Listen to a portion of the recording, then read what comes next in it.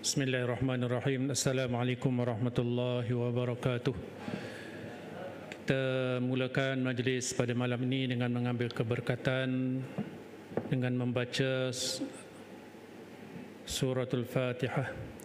Al-Fatihah. A'udzubillahi minasyaitonirrajim. Bismillahirrahmanirrahim. Alhamdulillahi rabbil alamin. Ar-Rahmanirrahim.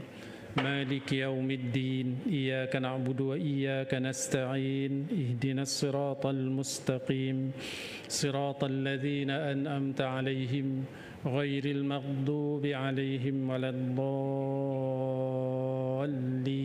آمين أعوذ بالله السميع العليم من الشيطان الرجيم بسم الله الرحمن الرحيم الحمد لله رب العالمين والصلاة والسلام على أشرف المرسلين وعلى آله وأصحابه أجمعين اللهم أخرجنا من ظلمات الوهم Ya Allah Tuhan kami, keluarkanlah kami daripada kegelapan rasa ragu-ragu.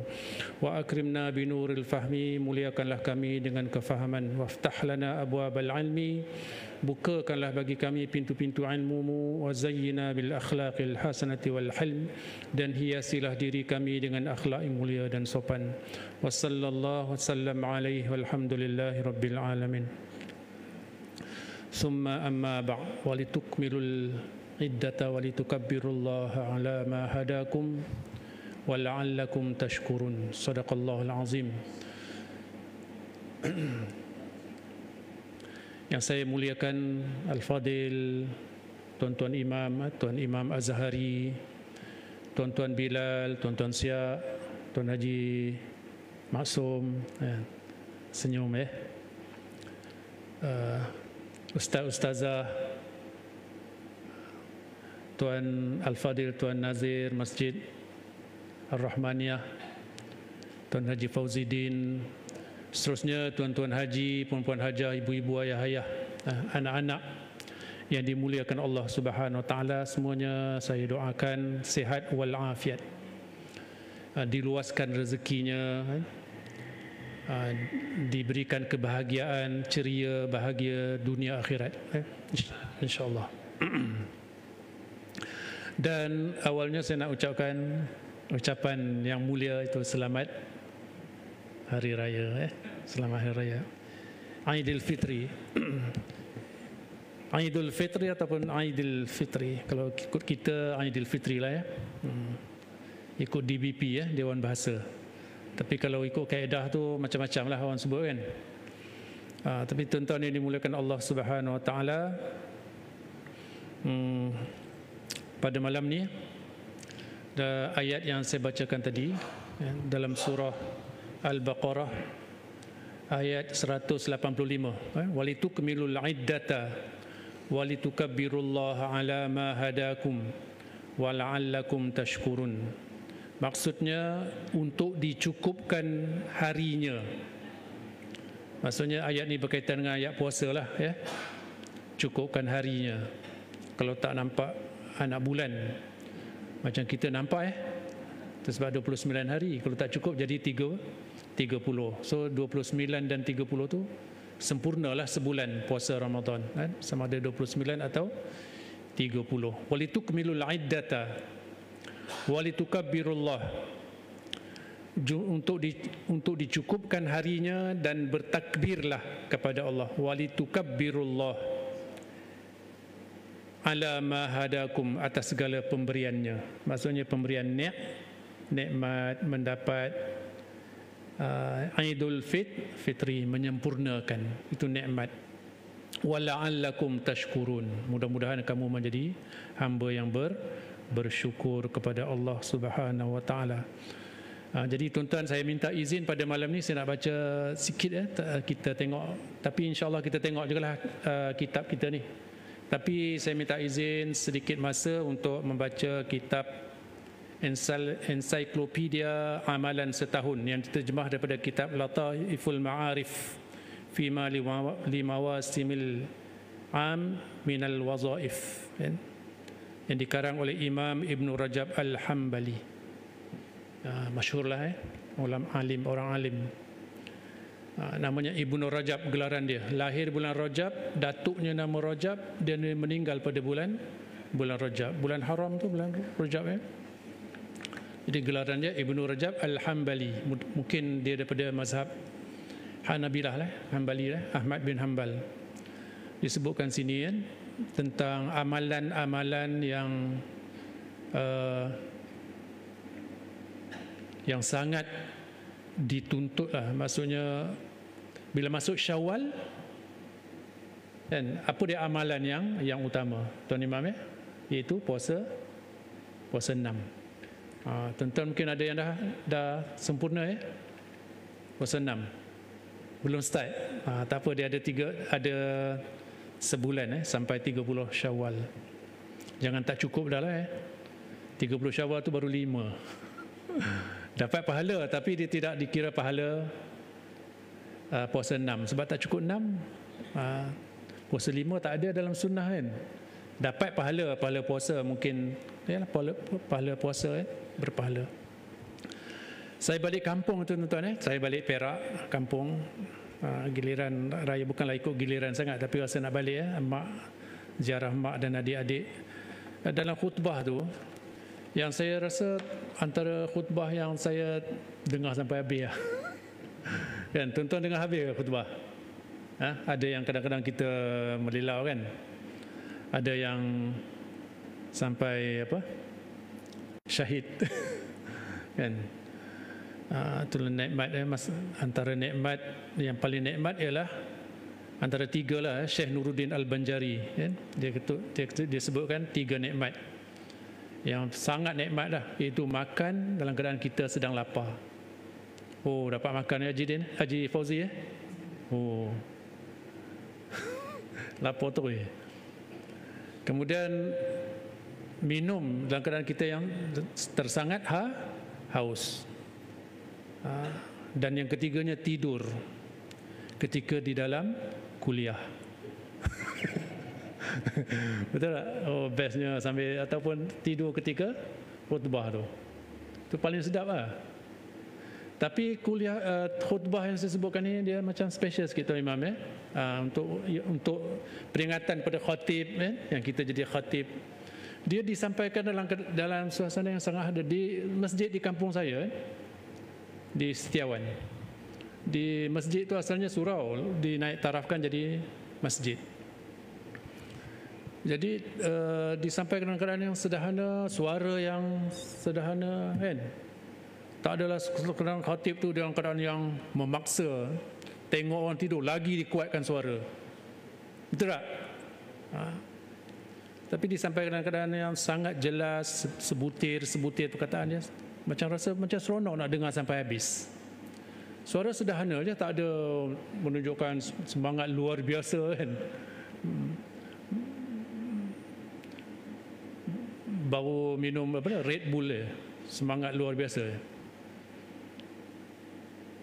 Tapi dinyatakan mungkin saya sikit bila kita tu sebutan ataupun penyampaian kita tu dari hati. Maksudnya dari hati Haji Tapai dari hati, maka dia akan pergi kepada hati. Macam kita dengan anak-anak kita lah, kita cakap dalam keadaan yang hati yang marah dan sebagainya, dengan kuat, dengan teriak dan sebagainya, itu tak sampai. Tapi bila kita cakap dengan daripada hati yang penyayang, hati yang ikhlas, dia akan sampai masuk dalam hati anak tu. Khatib pun saya fikir kena macam tu. Dia tak boleh nak paksa jemaah dengar dia khutbah dengan suara yang tinggikan suara, jadi tak cantik. Tapi antara yang saya sebutkan sini itu peringatan untuk saya. Saya ada giliran kita khatib Tuan Imam kadang-kadang kita tengok orang ni jemaah kita ni tunduk dan macam mana nak saya rasa tak perlu. Saya dengar dalam satu ni, tak apa tuan, untuk kita perkongsian kita kan, walaupun tak masuk tajuk kita lagi. Ustaz Dr. Farid Rawi, dia kata dalam menyampaikan khutbah ni tak boleh dengan suara yang menjerit-jerit, sebab dia kena menyampaikan khutbah ni mesti dari hati. Sebab yang nak disentuh itulah hati. Kalau dijerit masuk telinga kanan, keluar telinga kiri. Tapi kalau digunakan suara yang sesuai, kan, suara yang sesuai, tidak terlalu tinggi ataupun tidak terlalu rendah, sesuai, dengar sedap-sedap, cantik, ya kan, secukup rasa, orang kata kan, itu yang terbaik. Itu yang terbaik. Antaranya saya nak share pada malam ni ialah khutbah Aidul Fitri pada pagi itu. Dia menyatakan apa dia maksudnya Aidul Fitri. Jadi saya nak sentuh sikit, kita bincangkan sikit pada malam ni. Aid bermaksud kembali. Ada ya'udu aidan, daripada kalimah bahasa Arab lah, Aid, kembali. Maksudnya kita kembali, al-fitr, kembali kepada fitrah, kepada diri asal kita yang suci bersih. Kita asal suci bersih ni. Kullu mauludin yuladu alal fitrah. Setiap bayi yang lahir itu fitrah. Fa abawahu yuhawidani au yunassirani au yumajjisani. Maka ibu dan ayah dia lah yang mencorakkan, sama ada nak jadi Nasrani atau Yahudi atau Majusi. Tapi semua fitrah. Jadi kita Aidul Fitri itu kita kembali kepada fitrah setelah berpuasa sebulan. Sebulan tu diharapkan la'allakum tattaqun tu dapat menyucikan hati, jiwa kita, kan, jiwa kita. Lalu layaklah kita kembali kepada fitrah. Tu maksud dia, tuan-tuan. Bila kita fikir falsafah Aidul Fitri itu, kita akan sentiasa melekat dalam kehidupan kita. Itulah setiap hari. Kata Imam Hasan Al-Basri, tuan-tuan, kata dia, saya quote daripada dari FB Dr. Dr. Umar Muhammad Nur, itu penulis Dr. Umar Muhammad Nur. Setiap hari, kata Imam Hasan Al-Basri rahimahullah, setiap hari yang kosong daripada maksiat adalah hari raya. Maksudnya Aidul Fitri bagi kita, perayaan bagi kita ialah setiap hari yang kita lalui, kita tidak buat maksiat, bahkan kita taat. Semayang jaga, aurat jaga, mata jaga, telinga jaga, tangan, kaki, lidah, semua jaga. Itu adalah Aid, perayaan bagi kita setiap hari. Ini kata Imam Hasan Al-Basri. Itu maksudnya Allah SWT sediakan Ramadan tu untuk kita sucikan jiwa kita. Tak ada lagi sifat hasad, tak ada lagi sifat dengki, ujub, riak, penyakit hati yang akan merosakkan amalan kita. Rosak amalan kita kalau ada benda tu, ya. Katanya lagi, setiap hari yang diisi dengan ketaatan, zikir dan syukur kepada Allah adalah hari raya. Itu prinsip biar kita pegang sungguh-sungguh tu kata-kata tu. Sebab tu Syawal ini itu untuk kita meningkatkan amalan kita. Sebab kata Syawal ni, kita pergi pada basic pada tuan-tuan. Syawal ni asal kata daripada syalatun. Kita tengok balik kamus. Jadi orang-orang bahasa akan kata syalatun ni daripada kalimah kata-kata syalatun naqah bizanabiha. Itu maksudnya unta betina. Maksud yang pertama, unta betina tu dia angkat ekor dia tinggikan. Syalat tu maksudnya meninggikan, meningkat tinggi. Kan, maksudnya untuk tujuan apa? Dia tak mahu dikahwini oleh unta jantan. So dia tinggikan ekor dia. Bukan nak tinggikan ekor, nak jatuhkan najis dia, kan. Itu maksudnya satu. Bila kita tahu maksud tu, kita akan sentiasa fikirkan itu. Maksud yang kedua, pejuang-pejuang bangsa Arab akan menggantungkan alat senjata di tempat yang tinggi. Sebab sudah menghampiri pada bulan-bulan haram. Lepas Syawal apa? Zulqa'dah, dah masuk bulan haram. Zulhijjah, Jadi digantungkan tempat yang tinggi. Maksudnya Syawal tu ditinggikan, meninggikan. Kalau kita tengok dalam konsep ataupun maksud dalam Syawal yang kita lalui, itu maksudnya meninggikan amalan, meningkatkan amalan, meningkatkan akhlak kita, meningkatkan amalan kita, kan, meningkatkan kebaikan kita, kesolehan kita. Betul tuan-tuan ya? Boleh jelas ini ya? Boleh Haji ya? Boleh. Biar kita, maksudnya saya suka yang kita memahami maksud dia supaya kita dapat menghayati. Sebab tu saya kata khutbah tu sangat bagus, kan? Sangat bagus isi dia tu. Khutbah yang dikeluarkan oleh Jabatan Agama Islam Perak lah, yang Selangor pun bagus juga, kan? Cuma saya tak dengar lagi lah masa tu, kan, beraya di sana. Maksud yang ketiga Syawal tadi, peningkatan terhadap penduduk-penduduk Mekah, kerana orang luar mulai berkumpul masuk ke Mekah kerana nak masuk bulan haji. Syawal ni dah mulalah jemaah haji akan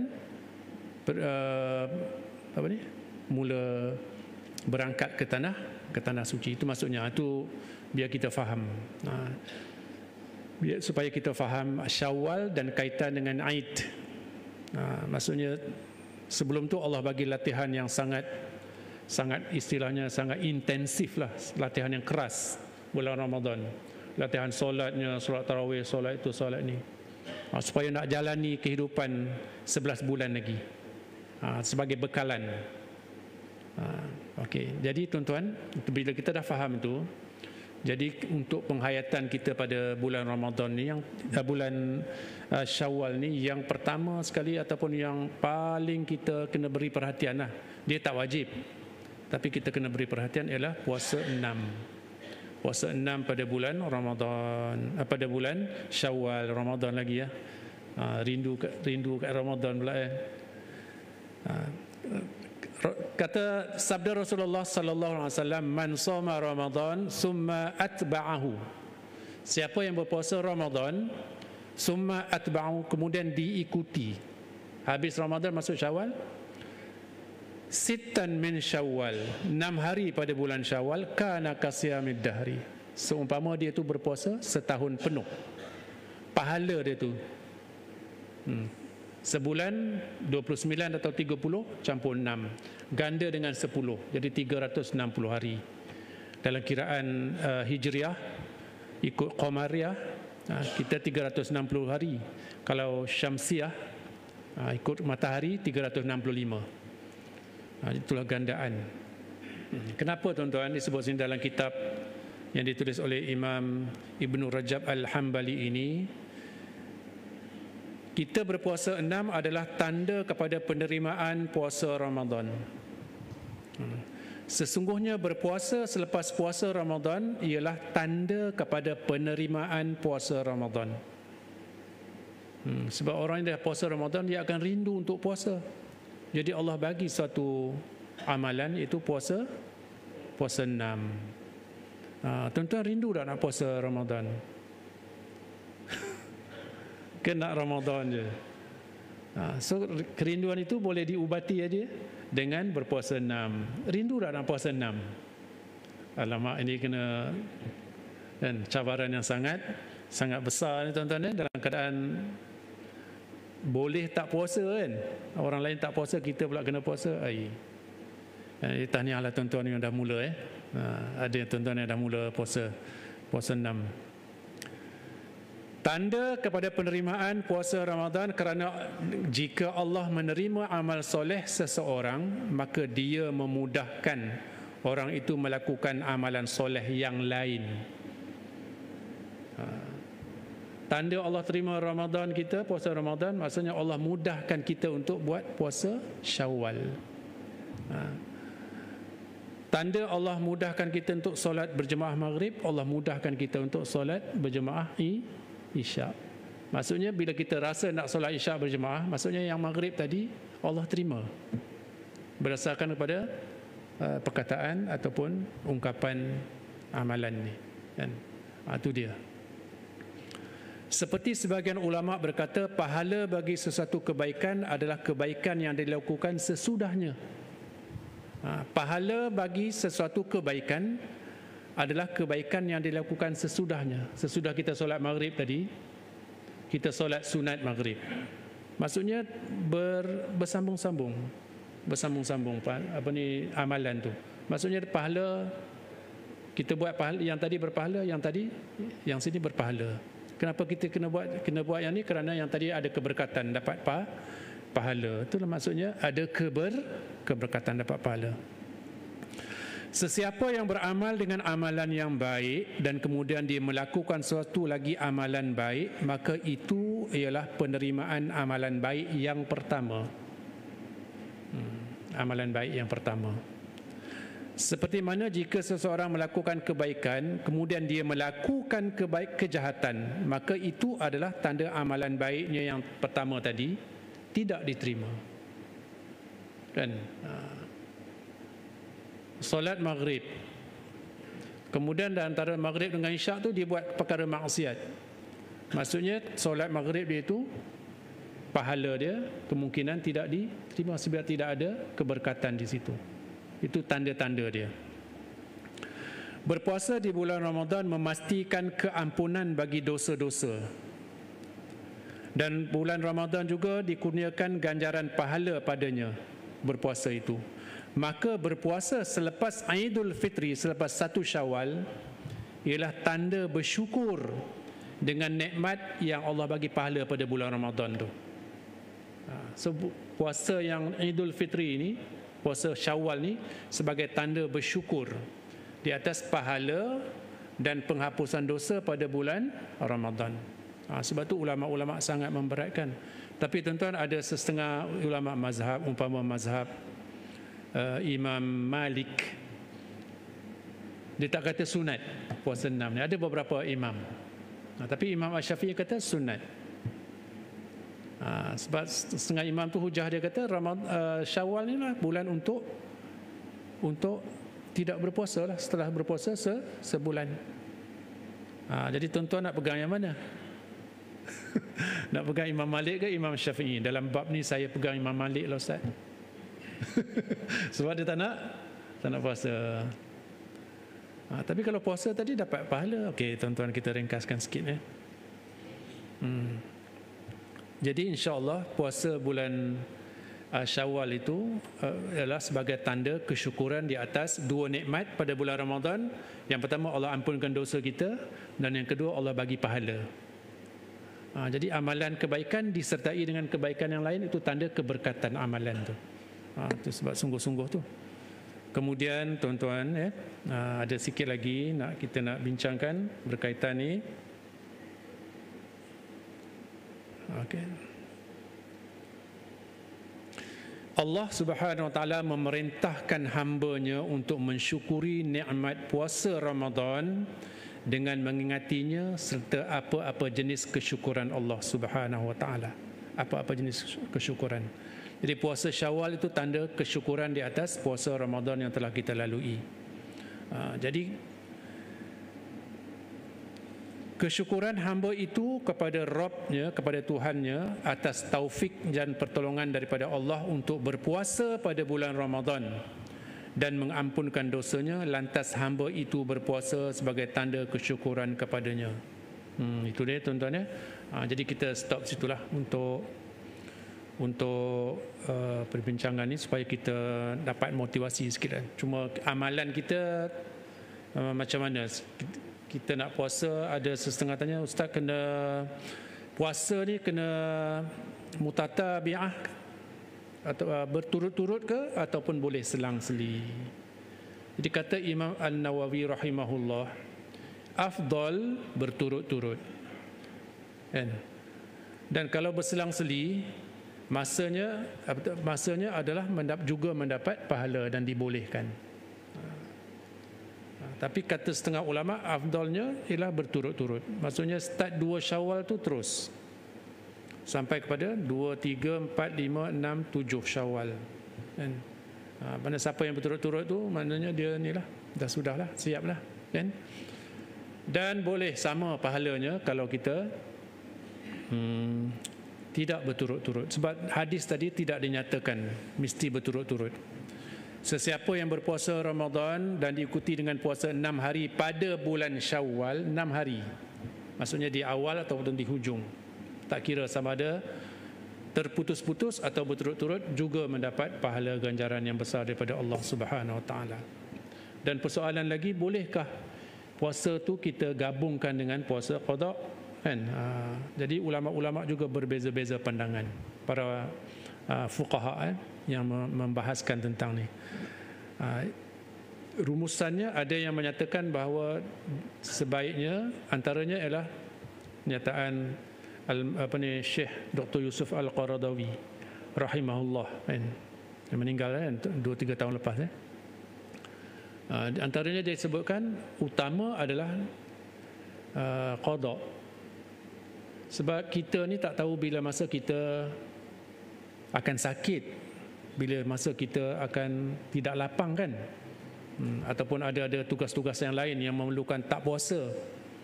Jadi dia kata lebih baik adalah qada dulu, diikuti dengan puasa Syawal. Tapi kalau diyakini bahawa kita boleh puasa qada, sebab qada ni masa tempoh dia panjang sebelum datang Ramadan yang akan datang 2025, maka boleh diutamakan juga dahulu untuk puasa bulan Syawal, puasa 6 dulu. Sebab qada tu panjang, sebab puasa Syawal tu tempoh dia 30 hari je ataupun 29 hari je, kan. So boleh. Dan bolehkah sekali? Ulama kata boleh, tapi yang afdalnya dipisahkan. Macam orang perempuan, kan, dia boleh tak dia niat qada pada bulan Syawal, dapat pahala 2, ya, dapat pahala. Tapi ulama-ulama fuqaha kata, ulama-ulama fiqh kata, yang terbaiknya kita asingkan, sebab puasanya lebih, kan, belaparnya lebih, So tuan-tuan nak pilih yang mana? Sekali lah Ustaz, senang nak ringkas, kan. Boleh, silakan, kan. Itu keluasan pada bila ulama-ulama khilaf, kan, khilaf, keluasan pada kita, bergantung pada keupayaan kita, bergantung pada kelapangan kita. Islam tu sangat memudahkan, kan, jangan berat-beratkan. Tak puasa pun tak apa. Macam tu bagus, kan. Tak apa tuan-tuan, itu jadi terpulanglah pada kita, tuan-tuan, ya.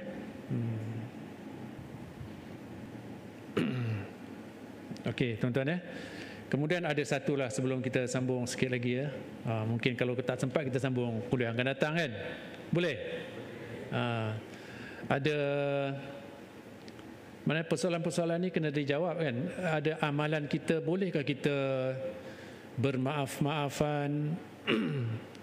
Setengah dalam kita ni menunggu Syawal untuk meminta maaf. Jalur ngapura, tunggu Syawal je. Sebenarnya dia adalah amalan sepanjang masa. Tapi sebab Syawal tu dia ada suatu satu aura, kan. Orang perempuan yang tak pernah salah pun pada pagi Syawal tu dia mengaku, minta maaf bang, kan. Sebelum tu tak mengaku, kan. Orang perempuan ni kata, orang perempuan sentiasa betul lah, kan. Kita orang lelaki yang selalu salah, kan. Tapi pagi tu adalah pagi untuk mendengar, kan, pengakuan orang perempuan, kata orang lah, kan. Ataupun satu lagi persoalan, cukupkah kita minta maaf je, kan. Ataupun kosong, itu istilah yang famous lah, kan. Okey, kosong, seri, kan. Ataupun minta maaf zahir batin, daripada hujung rambut sampai hujung kaki. Jadi tuan-tuan, dalam masalah ni meminta dan memberi maaf adalah sesuatu yang disyariatkan oleh agama kita, kan. Bahkan ia adalah tanda takwa. Ciri-ciri orang yang bertakwa ialah memberi kemaafan. Wal'afu na'anin nas, kan. Antara ciri-ciri orang yang bertakwa, tuan-tuan balik nanti rujuk surah Ali Imran ayat 134, 133, 34 gitulah, kan, 35, kan. Antara ciri-ciri orang bertakwa, wallazina yunfiquna fis sarra wad dharra. Itu orang yang bertakwa ialah orang yang sentiasa yunfiqu. Didatangkan kalimah fi'lul mudhari. Itu fi'il atau perbuatan yang sedang dan akan. Maksudnya memberi nafkah, infak, sedekah dan semua itu kena sentiasa. Dan kena sentiasa dibuat. Allazina yunfiquna fis sarra, dalam keadaan dia senang, lapang, banyak duit.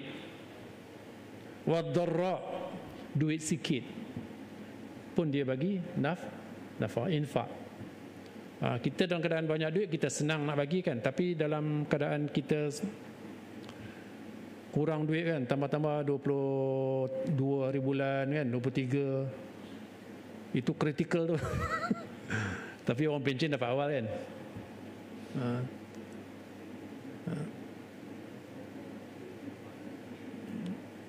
Tapi separuh lah 50% je ataupun 60% je. Orang kerja dapat banyak tu Haji Fauzi tu, gaji 3 angka. Baik tuan-tuan, fis sarra wad dharra, dalam keadaan dia senang, dia tidak lalai, dia tidak sombong, tidak bakhil. Wad dharra, dalam keadaan dia susah, dia tidak rasa bosan dengan kesusahan, dia sentiasa bagi juga. Itu ciri orang bertakwa. Kemudian ciri yang bertakwa juga wal kaziminal ghaiz, itu yang boleh menahan marah. Tuan-tuan ni, ciri orang bertakwa ni, dia boleh tahan marah. Ada setengah orang tak tahan tuan-tuan. Tuan-tuan tengok dalam video tu, dia racing kereta, himpit akhirnya tu tak boleh tahan marah tu kan. Orang potong sikit kereta dia tak boleh, jangan potong kereta aku, mesti di belakang. Tu ciri orang macam ni susah juga ya. Bawa pula tu kereta King. Kereta King tahu kan. Wal kaziminal ghaiz.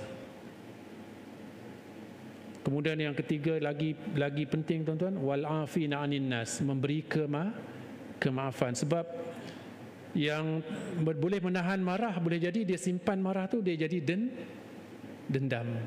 Tapi bila wal afina anin nas, memberi maaf, dendam tadi hilang. Yang melodak-lodak kan, yang sedang bergejolak tu.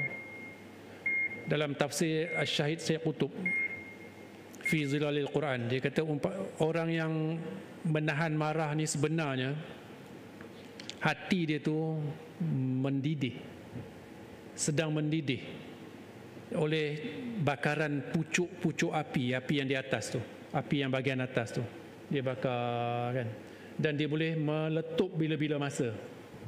Macam kita masak nasi, kita tutup rapat periuk, pressure cooker tu, orang perempuan tahulah ni, orang lelaki tak tahu apa. Pressure cooker yang kena tutup habis tu, cepat masak tu. Umpama mana asap tak boleh keluar, semua tak boleh keluar. Tu umpama tu menahan marah tu. Tapi bila wal afina anin nas, bila dia bagi kemaafan, umpama dia bukakan tutup penudung tu, maka dia keluar asap tu keluar, jadi reda balik. Itu yang terbaik. Sebenarnya orang bagi maaf ni tuan-tuan ialah orang yang melepaskan bebanan yang ditanggung. Betul tak tuan-tuan? Kita tahan marah, dendam bertahun-tahun, tapi ada satu kalimah, saya maafkan, settle semua, lapang dada kan. Sebab tu memberi maaf, meminta maaf tu mesti dilakukan pada sentiasa, pada bila-bila masa, tak payah tunggu. Nanti nak tunggu Syawal 2025 pula nak minta maaf. Itu pun kalau sempat kan. Buat salah je minta maaf kan. Minta maaf. InsyaAllah kan. Orang yang pemaaf ni, tuan-tuan, yang bakhil tadi, yang tak mau infak tadi, kemudian yang menahan marah, yang memberi kemaafan tu, apa yang menekan dia, apa yang membimbing dia? apa yang membimbing ketiga-tiga tu ialah sifat takwa. Takwa yang bimbing. Sebab menahan marah, dendam itu lebih buruk daripada marah. Marah ni nature, sifat semula jadi manusia kan, marah.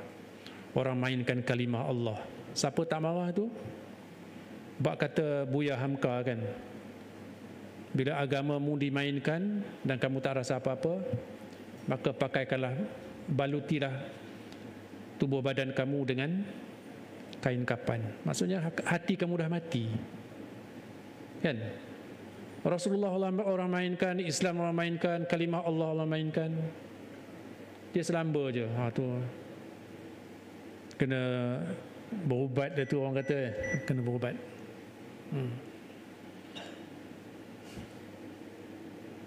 Sikit lagi. Jadi tiga-tiga tu, dendam itu lebih dahsyat daripada marah. Dan yang terbaik untuk memberi pembebasan kepada jiwa yang merana kita ni ialah memberi kemaafan. So Syawal ni memang masa terbaik lah, meminta dan memberi kemaafan, jangan dipendam. Tuan-tuan boleh ya, walaupun kesalahan ataupun pergaduhan dengan orang yang tertentu, si fulan, ataupun orang yang dekat dengan kita, adik-beradik kan, adik-beradik tuan-tuan sayang ya, bergaduh. Sedangkan kita daripada rahim yang sama kan, rahim ibu yang sama, tiba-tiba bergaduh, tak bertegur. Sebab tu namanya silaturahim kan. Rahim tu maksudnya rahim ibu kan, rahim ibu. Ataupun silaturahim menyambung kasih sayang. Kasih sayang yang dijelmakan oleh si ibu tadi dalam rahim dia dengan penuh kasih sayang. Jadi beri kemaafan pada Syawal yang mulia ni ya, tuan-tuan ya, insya-Allah. Boleh ya tu, situ sampai situ je. Ada, kita tutup sikit ya,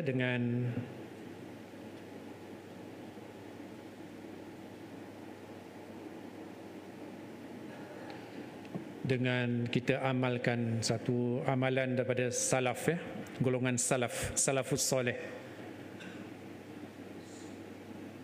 Para salafus soleh, jika mereka diberi taufik untuk beribadah pada malam hari, macam kita ada qiyam kan, mereka akan berpuasa pada siangnya dan menjadikan puasa itu sebagai tanda kesyukuran kerana taufik Allah untuk bangunkan dia pada malam. Ya, jadi tuan-tuan, rupa-rupanya banyak hadis, banyak amalan, banyak sunnah yang Nabi tunjukkan. Nabi melakukan sesuatu kebaikan tu rupa-rupanya sebagai tanda syukur. Tanda syukur. Dapat bangun malam, siang puasa. Kan? Dapat rezeki lebih, siang infak kan. Itu cara kita bersyukur. Ada satu, saya nak tutup dengan satu hadis yang biasa kita sebut, biasa kita dengar hadis ni ya. Nabi menyebutkan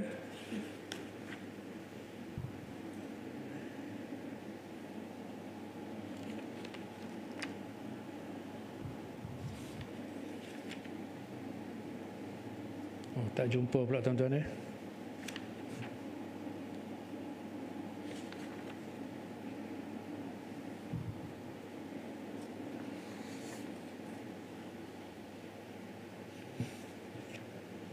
Baik. Adapun Nabi SAW bangun solat hingga bengkak kakinya, maka dikatakan kepadanya, ni kisah Aisyah ni radhiyallahu anha, kenapa kamu melakukan ini sedangkan Allah telah memaafkan dosa kamu sebelum dan selepas? Maka Rasulullah SAW berkata, afala akunu abdan syakura. Artinya, adakah aku tidak boleh menjadi hamba yang bersyukur? Jadi tuan-tuan ya, jadi kita balik semula pada ayat tadi, walitukmilul iddata walitukabbirullaha ala ma hadakum. Ma hadakum tu maksudnya apa yang Allah bagi pada kita, wala'allakum tashkurun. ialah dengan cara kita bersyukur. Jadi amalan ibadat kita termasuk puasa, nafaqah, memberi kemaafan, menahan kemarahan itu sebagai tanda syukur Allah bagi kita melakukan kebaikan. InsyaAllah tuan-tuan ya. InsyaAllah kita sambung kuliah kita pada kuliah yang akan datang bulan hadapan. InsyaAllah kita mula balik ni. Tadi saya minta ampun dan maaf sekali lagi. Salah silap kata-kata yang menyinggung perasaan tuan-tuan terkasar bahasa lebih-lebih dalam berkata-kata dan sebagainya. Sallallahu ala sayyidina Muhammad wa ala alihi wasallam walhamdulillahi rabbil alamin. A'udzubillahi as-sami'il 'alim minasyaitonir rajim. Bismillahirrahmanirrahim. Alhamdulillahi rabbil alamin wassalatu wassalamu ala asyrafil mursalin wa ala alihi wa ashabi ajma'in. Allahumma rzuqna 'ilman nafi'a. Ya Allah, ya Tuhan kami, kurniakanlah kami ilmu yang bermanfaat. Wa rizqan halalan tayyiban mubarakan, rezeki yang halal, yang baik dan yang barakah. Wa amalan salihan mutaqabbala, dan amalan kebaikan yang Kau terima. Wa sallallahu ala sayyidina Muhammad wa ala alihi wasallam walhamdulillahi rabbil alamin. Assalamualaikum warahmatullahi wabarakatuh.